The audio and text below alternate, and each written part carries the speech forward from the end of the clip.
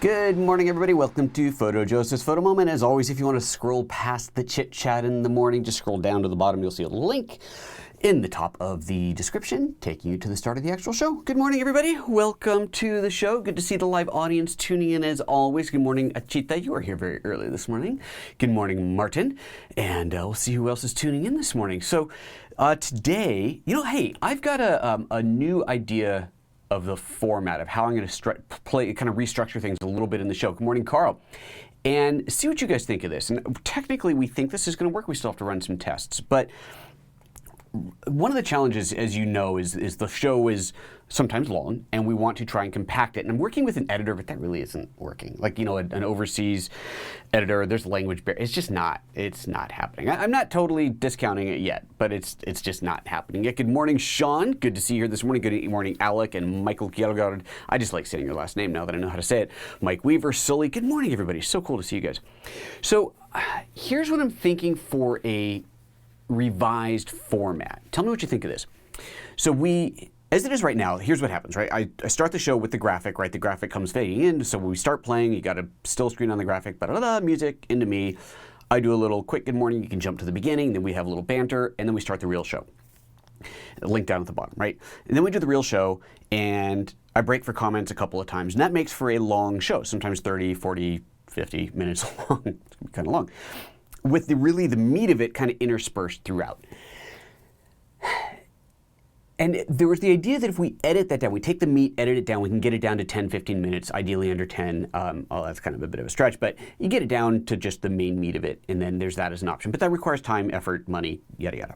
And then this morning I was thinking about this. What if we restructured it so that the beginning of the show when we open, there's no opening graphic. It's just me on camera. Hey, guys, good morning, blah, blah, blah, yada, yada, chatter, chatter. And then we go, okay, let's start the show. And then I go to the graphic, fade in from the graphic, and it's the proper good morning, welcome to PhotoJoseph's Photo Moment, et cetera, and we do the show. And while I'm doing the show, I'll do my kind of commercial break that I do, going to one of my products in the middle of that and come back to it.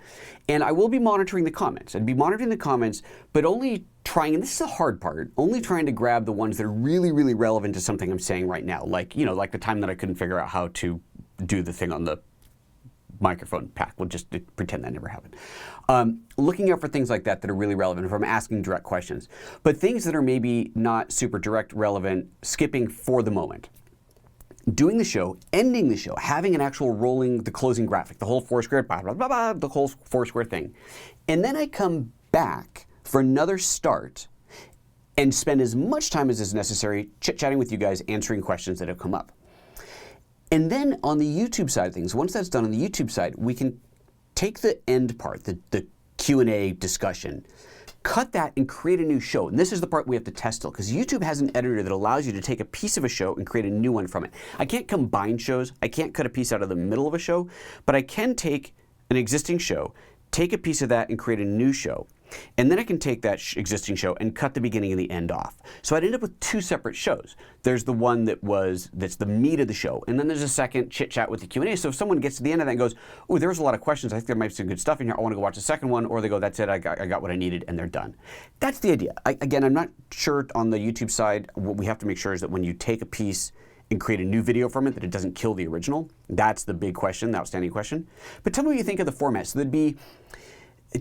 there'd be interaction with you guys during the meat of the show would be a little bit more interspersed, as opposed to, okay, we're about to go to the commercial break, let's take a look at the comments, and then doing that again a second time. So it'd be a little bit more interspersed, but also a lot of them I would just ignore until we got to the end. And of course, that's also a really good option for the Super Chat ones. The Super Chat one comes up, and clearly that's getting answered immediately. So that's the idea. Tell me what you guys think of this. I'm interested. So now that I've asked you that, I'm going to scroll back to the comments and see what everybody's saying. So good morning, Mike Weaver, Sully, we got you guys. Sean, you there? Bart, good morning. Martin, SS, David Peters. Oh, Martin's calling in from the Philippines. That is so cool. John Morby here's here. Good morning. Emacs Tube. Good morning. Web20 Lawyer. That sounds scary. R. John Creations. Good morning. Martin saying it's your show. You need to do what's right for you. Well, I know it's my show, but I'm asking you guys. Without you guys, my show's like every other YouTube show, right? You guys is what makes this show unique. The fact that I'm doing it live, that I have the audience interaction. The challenge is keeping the show interesting for those who aren't watching later, which is obviously the bulk of it, those who aren't watching later versus the ones who are watching now, but not just going, okay, it's a live show, but I'm going to pretend you're not here, because that would be totally pointless. Then why even do it live? So yes, it's my show, but it's our show, and I want your feedback. Mike Weaver says, sounds like more work for Ryan during the show and less distraction for you. Perfect. It'd be more work for Ryan after the show, not during the show. Because the graphics, I mean, he would do the same closing as he normally would.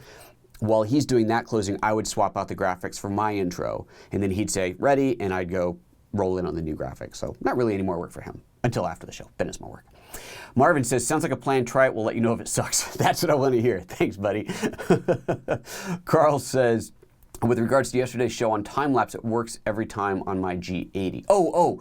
Okay, Carl, you're talking about the scheduled. So that's great. Thank you, Carl, for letting me know that. The scheduled time-lapse works. I haven't even looked at comments on yesterday's show afterwards to see if anybody else has said anything about that yet. Let's see here. John Morby says, sounds incredibly complicated. The live interaction is fun, even if we end up coming to it as a rerun, which is where I've been the last week or two due to work and family. Which is why, so again, John, the live interaction would be there, but it would be, so right now, what I've been doing in an attempt to make this more editable is the format, and I have this all on my screen over here, but the format is basically morning chit chat, show opens, comments, ad, part 2 of the show, comments, closing. So that those 2 comment pieces can easily be edited out. The problem is I can't do that editing on YouTube, so that means going into Final Cut, editing, uploading a new video, etc., which takes time. The change here would be morning chit chat, show, comments. And during the live show, there would still be some comments. And instead of going, okay, now it's time to go to comments, I'd be a little bit more kind of watching. And I'm always watching, all right? I'm always kind of watching. If I'm out there running around, it's a little bit harder to do it. If I'm here, I'm always kind of watching and just trying to pick up, oh, there's a comment that I should address right now. And there's a comment that can wait till later. It's off topic, or it doesn't really, it's not, whatever, it's just not relevant to right this very minute, as opposed to the ones where you're saying, you know, your fly zone button, you got to address this now. And I go, we'll address that right now. So things like that. Let's see here. What else? Jess says, it's cool to see your show evolving. It would be interesting to see that format. Okay, cool. Well, I think we're going to try it. Brent says, do you ever do hyperlapse using the stop motion function? See, off topic. No, I don't. No reason you couldn't. The thing with hyperlapse, like the one that's on the iPhone, is it does the image stabilization between it. It's pretty slick. It's called hyperlapse, isn't it? Isn't that what the app is actually called? Martin agrees with Jess. Excellent.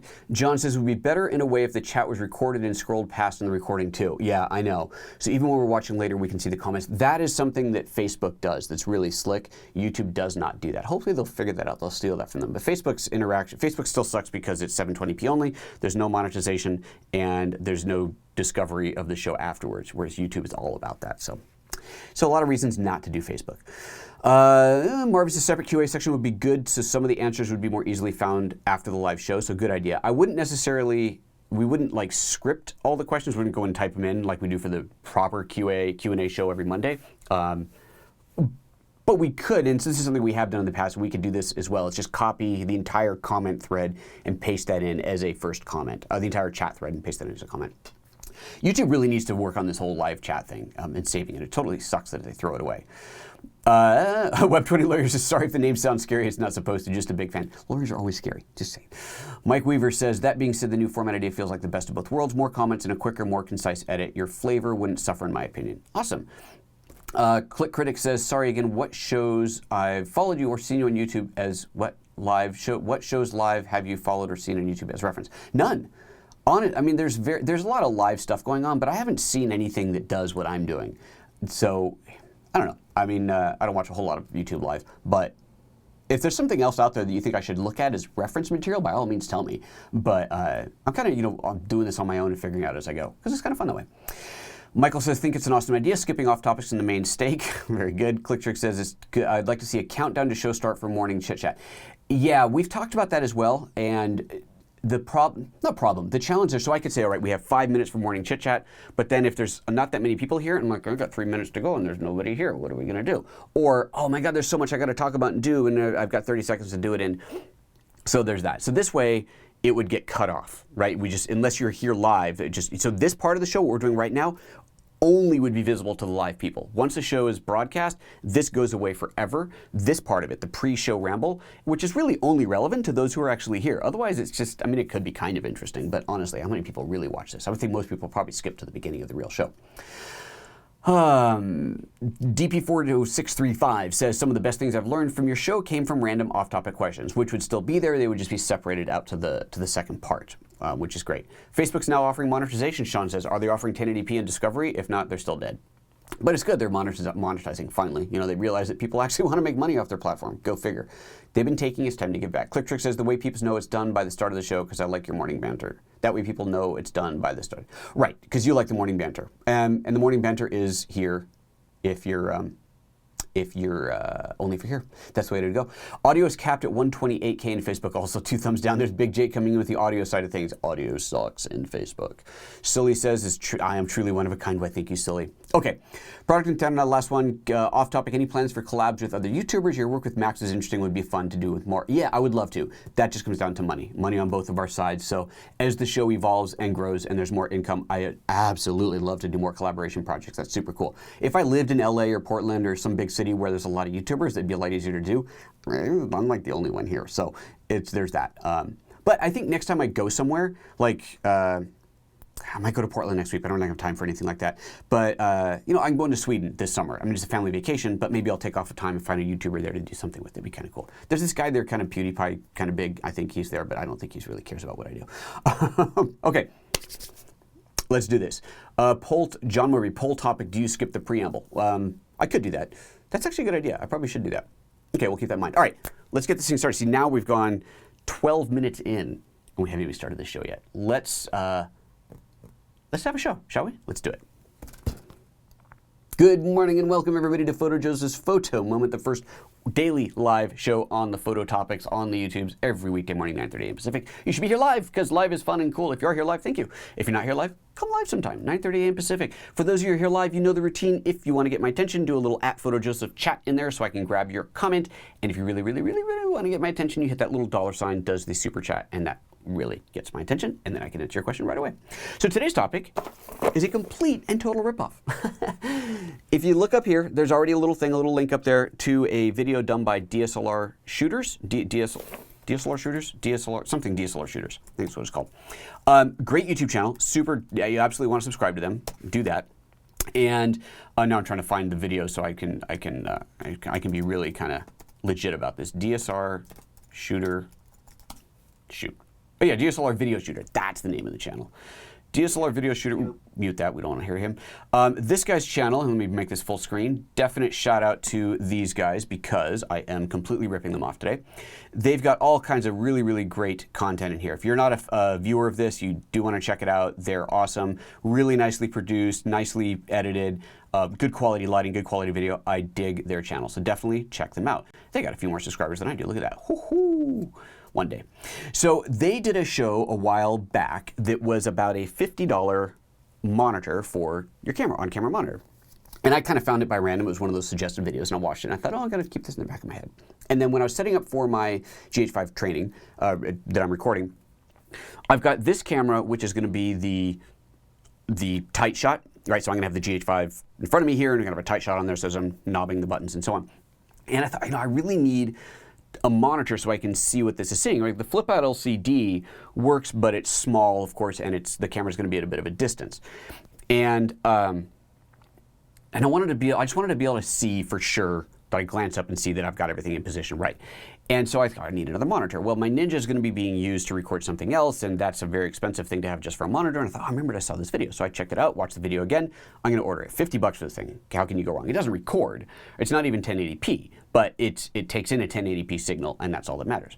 So, okay. So I got it, and according to the video, exactly like Seth, I think is his name, on DSLR video shooter says, he said it's the screw on the bottom, the mounting screw is not quarter 20, so you got to retap it. Watch his video. I'm not gonna like do all the same demo stuff. Watch his video. You have to retap the bottom of it, so you take a quarter 20 screw and crank it in, and it retaps it. So I did that, so that's why it's mounted on here right now. He tells you that you have to turn the volume down on it before you plug in the HDMI because your audio is coming out the HDMI. It's going into there, and you're going to get an immediate feedback loop. The problem is that you have these buttons on the front to do things like change volume. Hear that? But they don't actually do anything, and as far as I could tell, until you plug something in. So I hit the volume down button a whole bunch of times, nothing happened. I plugged it in, and it still made a big screaming noise. So just be aware of that. If you do this, you plug it in, have that finger ready on the volume down button. It has, let's see here, it comes with, this is meant for your car, right? It's for your backup camera or something like that. I mean, it's just super crappy thing, and it doesn't even have that good of a, you can't view it at an angle, and I'm going to show that to you in a moment here. It comes with a little mounting thing, so you could like stick this onto your car and screw this in, so you stick that on your dashboard. It comes with a VGA cable, and it comes with this that goes composite in. But it doesn't come with an HDMI cable, but that's fine. You don't need one because you got one of those. But it's got HDMI input. Okay, so I get the whole thing hooked up. I plug it in, and I'm getting nothing on it, right? GH4 is outputting video. I'm recording 4K, but I make sure the GH4 is down resing to 1080p. It is still nothing. Camera is set to shoot 2997. It's not shooting 24 solid, which I wouldn't expect this to support, but NTSC 2997 has got to support that. It's not showing up. I set the camera to just record 1080p. Let's just make sure that there's not something going on with the down resing. Still nothing showing up. And I'm about to give up. I'm about to package this thing up and return it. And then there's one more option in the video out, and I can't, actually no, I can do this. Hold on, that's right. I did set this up so I could. Let's go to this one. There we go. We're going to go there. And I go into the camera settings, and you can it's a little small in there, I know. But I go to my HDMI record output, and 1080p 30 set. This is the output. If you're doing 1080p, is it set to 30p or 60p out? And I thought, okay, here's a lark. I'm going to switch it over to 60p and see what happens. And it worked. As soon as I switched it to 60, it started working. I thought, that's crazy. I went back to 30, it doesn't work. Went to 60 and it works. Well, that's insane. So the thing is taking in 1080p 60, but not 1080p 30. Okay, well, hey, it works, so that's all that matters, so off we go. And when I set up today's show yesterday, I thought this is going to be that's the big reveal. That's the thing I'm going to tell you that I'm going to discover that no one else knows. Web20 Lawyer, thank you very much for the contribution. You've got a question to follow. I will watch for your question to follow. So I'm thinking, all right, that's what I'm going to tell you today. That's the big reveal, is you got to set it to 60p. So then this morning I walk in, I unplug everything, move it in here, plug it in, turn it on, and it works at 30. See this? I mean, look at the screen. It's at the 30, and it's still working. So I don't know if it was like it needed to be punched in the face a little bit to get it to work, but now it works. So if you buy one of these and you hook it up and you're getting nothing, you're getting a thing on screen that says not supported, unsupported signal, switch it to 60p, see if it comes up. And then switch it back to 30 and see if it stays there. That's kind of cool. Web20 Lawyer's question comes up. Thank you very much. It says, I've been using the GH5 for the past month. Love it, especially the great iOS app. In video, it works great, but when taking pictures, it crashes. I have not, no, good Lord, no. Okay, let me address that question because it's a little off topic. And let me address that in a moment. So it just worked. So I don't know why it wasn't before. But that's it. That's really all there is to it. So you got a $50 external monitor. Now, one of the things, so let's do this. I'll show you. Go back to the main view here. Let's get rid of the display. I'm going to loosen this up. It definitely, oh, look, see, now I jiggled it and it turned off. No signal. You can't be kidding me. Oh my God. Now I'm going to set it back to 30. I wonder, no, it was definitely at 30. All right, I'm setting the HDMI record output, setting this to 60, and let's see what happens. No, it's not coming out. Oh, this is hysterical. Oh, you know what? I think maybe the cable got jiggled.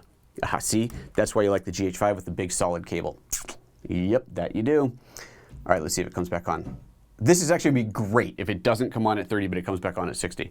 So we got nothing there. Oh my God, this is like a bad joke. This is so funny. No, it's at 60, it's not working. Let's go back to 30.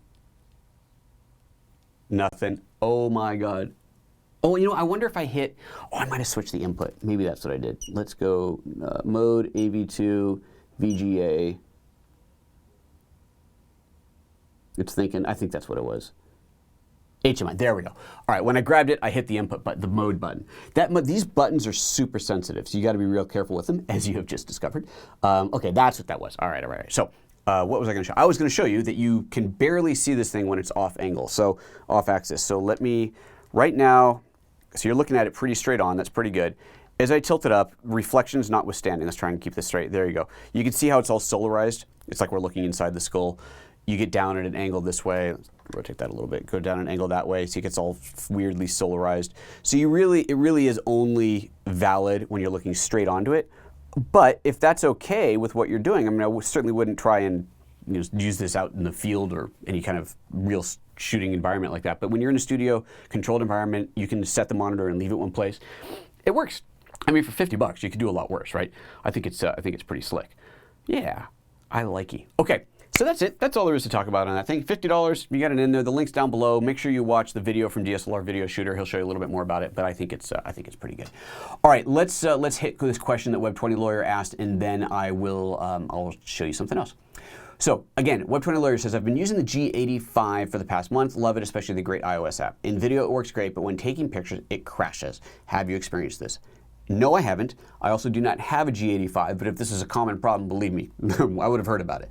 So I would say, let's see here, what can I think of that could be? I'd start with a full reset, do a full camera reset. That will reset it back to factory settings. Unfortunately, unlike with the GH5, you can't store your settings. So if you have something really customized about it, you're gonna have to redo that.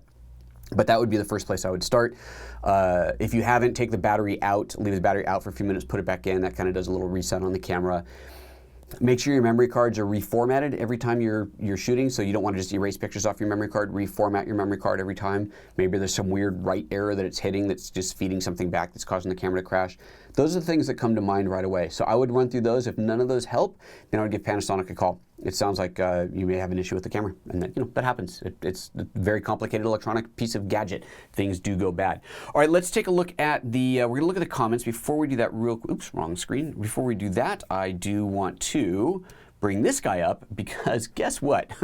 The workshop. So I told you about the workshop, right? Workshop, this really cool thing we're going to do. We're going to Oaxaca, Mexico. We're going to do this workshop, and I told you how it's going to be in November of this year. And we got our first couple of signups, and that was really cool and exciting. And then I got a call from the team in Mexico that said, we got the dates wrong. It's not November, it's October. So a newsletter went out this morning to the kind of primary workshop group. It's a very odd story of how it happened. It doesn't matter. I made up something that sounds far more interesting than reality and put in that newsletter. Fact is, the workshop is not November. It is October 16th to 24th. So if you couldn't do November, but you can do October, bonus. Sadly, we have already lost one of our signups because they can't do October.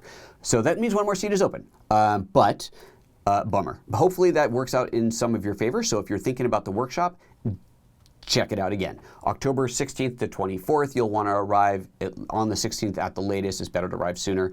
You could leave on the 24th, but it's better to leave later because it's just a cool place. You're going to want to hang out longer. It is really, really an awesome workshop. If you haven't seen it, do go to PhotoJoseph.com/workshops. That will take you to this page here. You can watch the video from last tour. You can sign up. All the full itinerary is in here, which has now been adjusted just a little bit, just rearranged to accommodate the new schedule. And there's the seat reserve. If you pay in full before the end of May, it is $34.95. That is, quite frankly, a bargain for what we're doing. Honestly, it really is. I think we could charge a lot more for this, but we don't because we don't need to because Mexico is relatively cheap to operate in.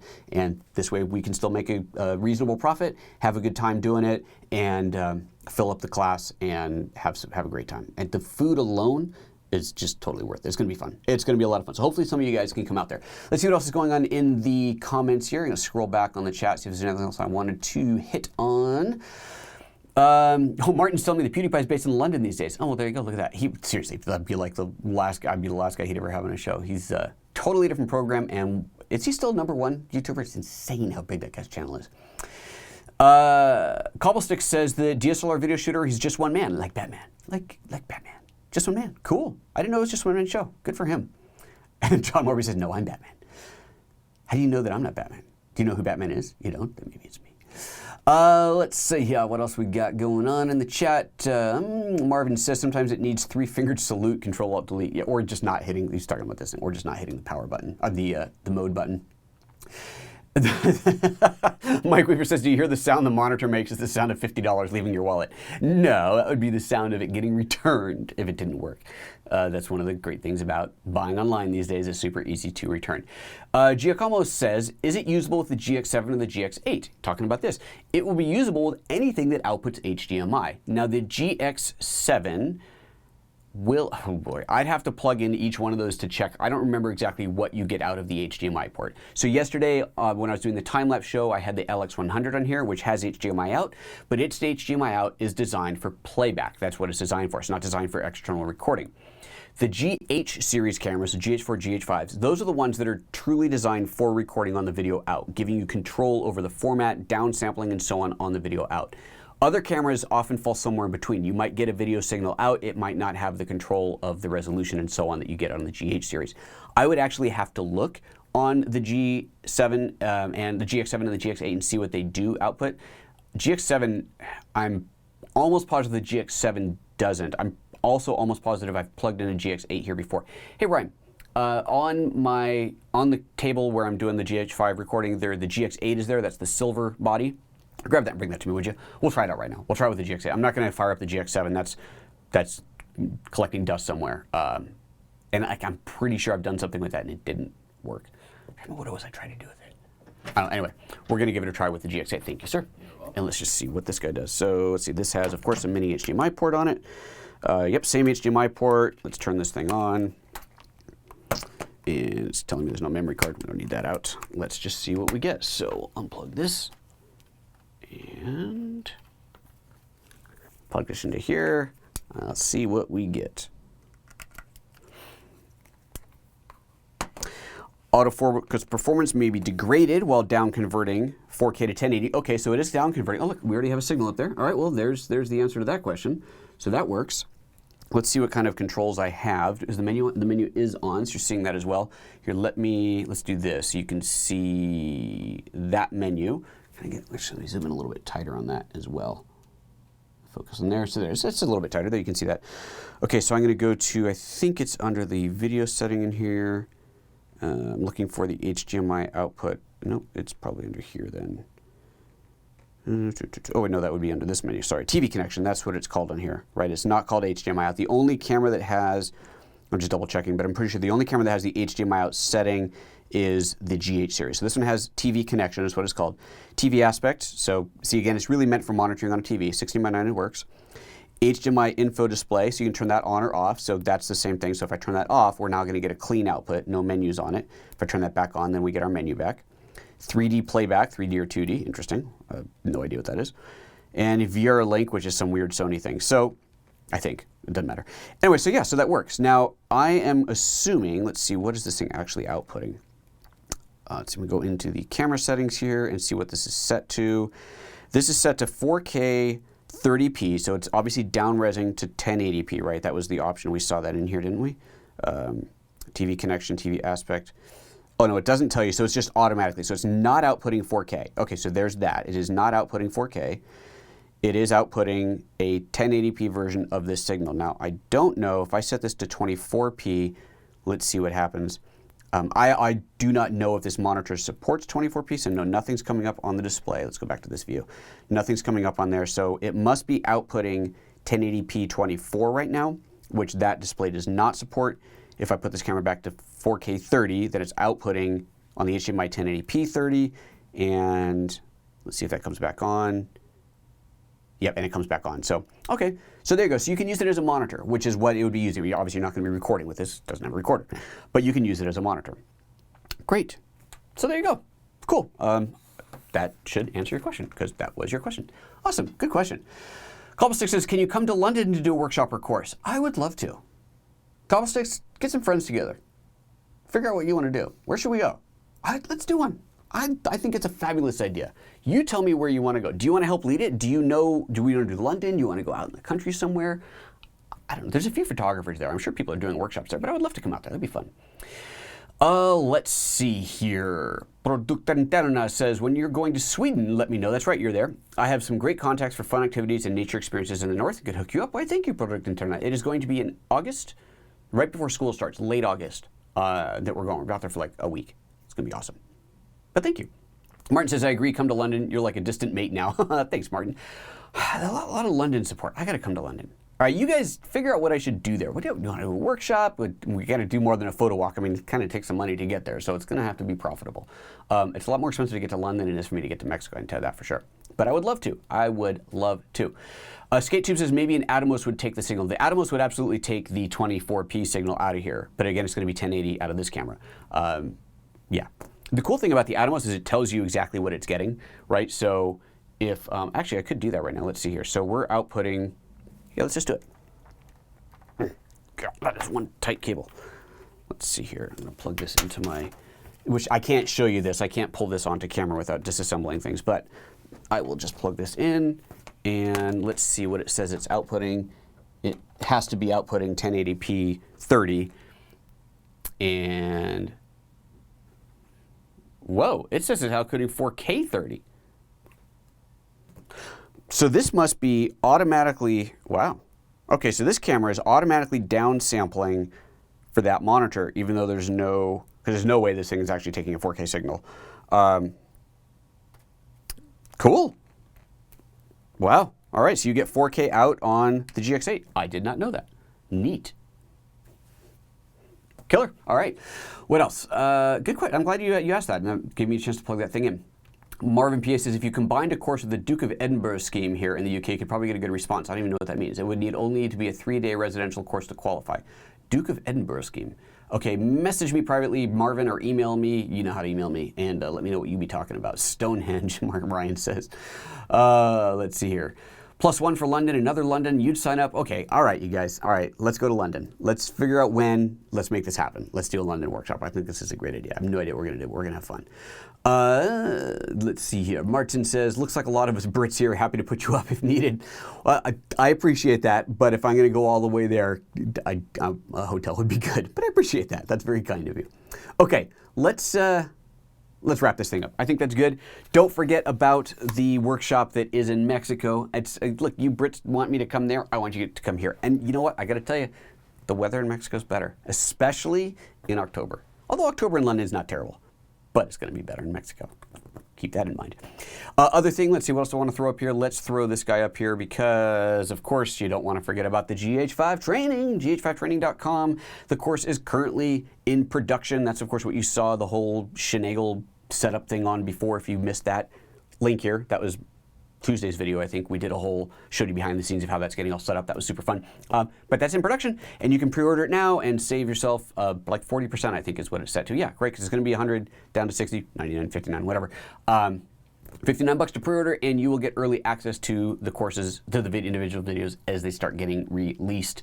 So do go check that out. Marvin says flying is a problem. Flying is a problem only if you don't have wings. Okay.